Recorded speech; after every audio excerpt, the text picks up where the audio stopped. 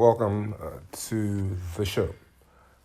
Before we get started, please hit the thumbs up and subscribe to the channel. We're looking at things here in 2025. There's a lot going on.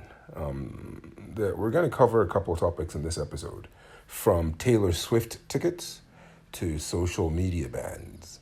Here are new 2025 state laws. All right, let's take a look.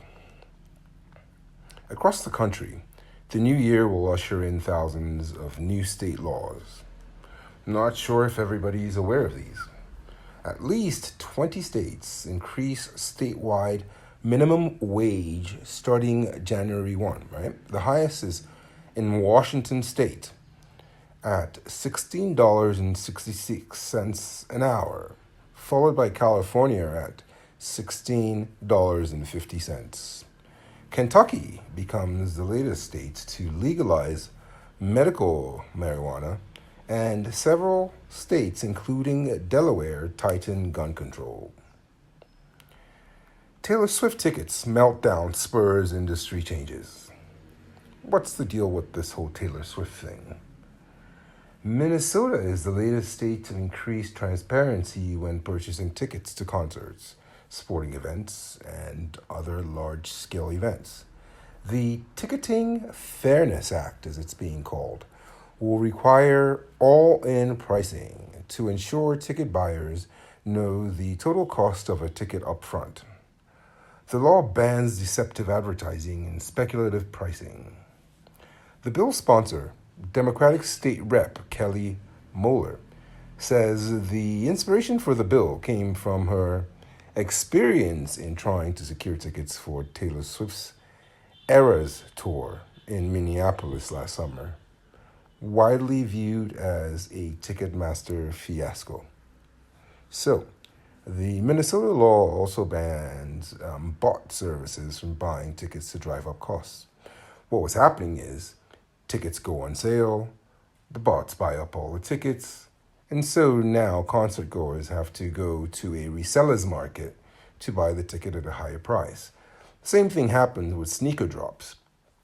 When new Jordans come out, especially classic colors, at midnight, bots go on websites and buy them all up at the retail price of, let's say, $200. And so by the time you, as a regular consumer, go on a sneaker website to buy them, your size is no longer available. Maybe you can find a size 14 or a size 15. And then the resellers sell these 200 pair of sneakers for 500, 600, 700, 1,000. I think you get the idea. So Tim Walz signed the bill over the summer. It follows similar legislation signed into law by Maryland Governor Wes Moore. Interesting. Let's see where that goes, and we'll keep following that. This is a big one. Kids under 14 banned from social media. We've heard in other countries, I believe some in Europe, are banning teenagers under a certain age from using TikTok and other social media platforms like Instagram. So a Florida law that bans children under 14 from having social media accounts and limits 14 and 15-year-olds to accounts authorized by their parents takes effect on Wednesday, I believe. However, social media companies may not immediately kick those kids off their platforms. Florida Attorney General Ashley Moody agreed in November not to enforce the law, while litigation is ongoing. So in October, parties filed a lawsuit against the Florida law, saying that some states have taken it upon themselves to restrict minors' access to constitutionally protected speech. Constitution comes to strike again.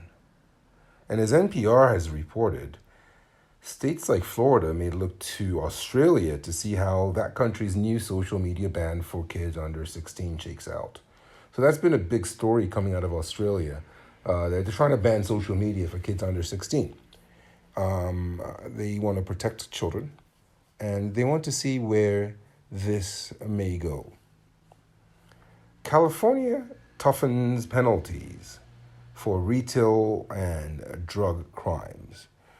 We're all aware that California is dealing with a lot of crime as a sanctuary state, similar to what's happening in New York, where immigrants, or should I say illegal immigrants, have come in and sort of overtaken the city and have increased crime to a point where residents are no longer feel safe on the subway and on the streets.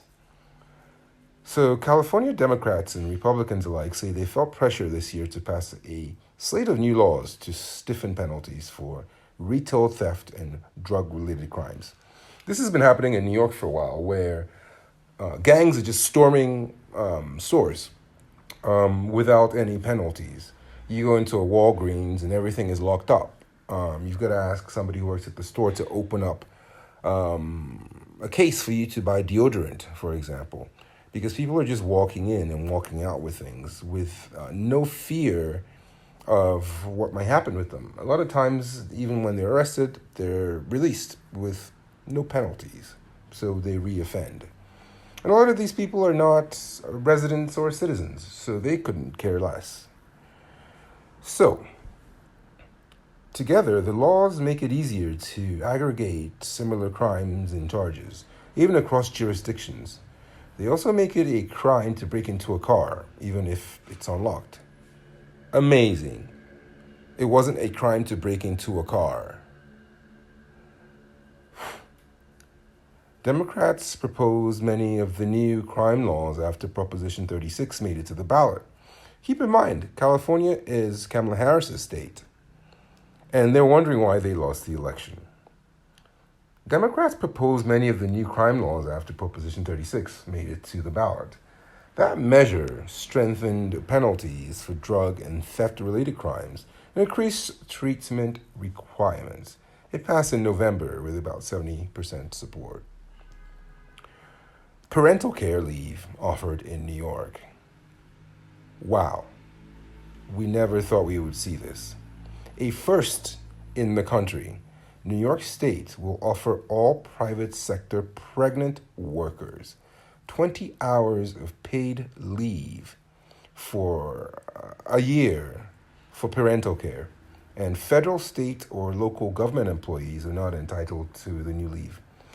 You go to Europe, and I think countries like Finland and some others have, I think, a year of maternity leave where you can keep your full pay for many of those months. And then I believe keep a high percentage of that pay for the rest.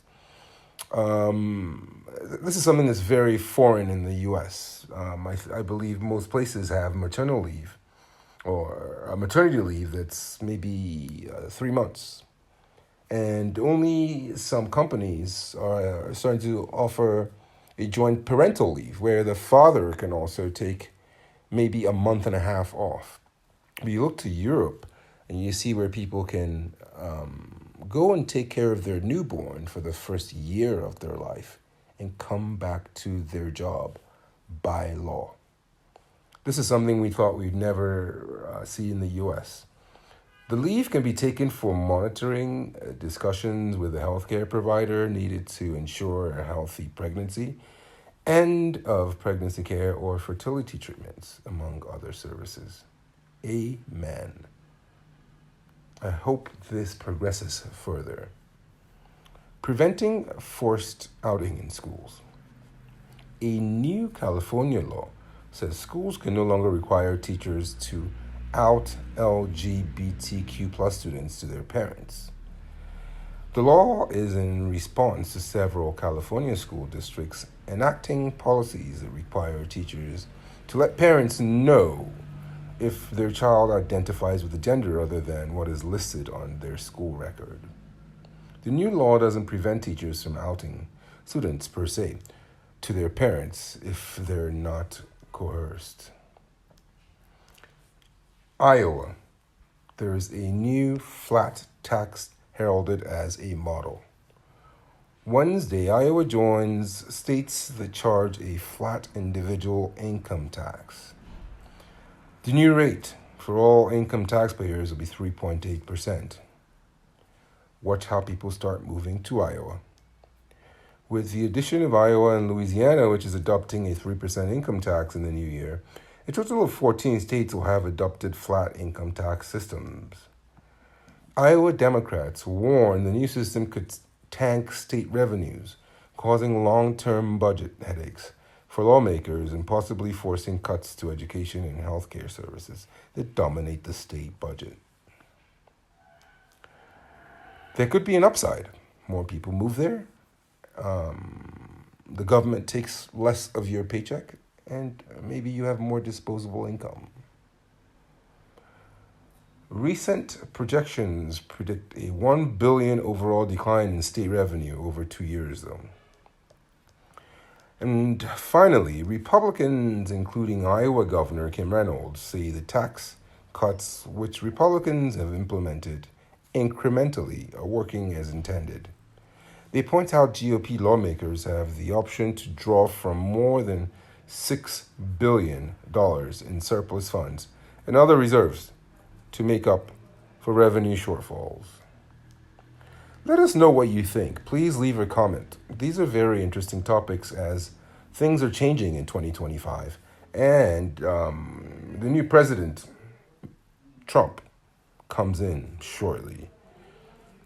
So please hit the like, give us a thumbs up, and subscribe to the channel. Also hit the bell to get notifications whenever we drop a new episode. Head over to buymeacoffee.com/Samson King to make a donation. And as always, we want to say thanks for stopping by, and we'll see you next time.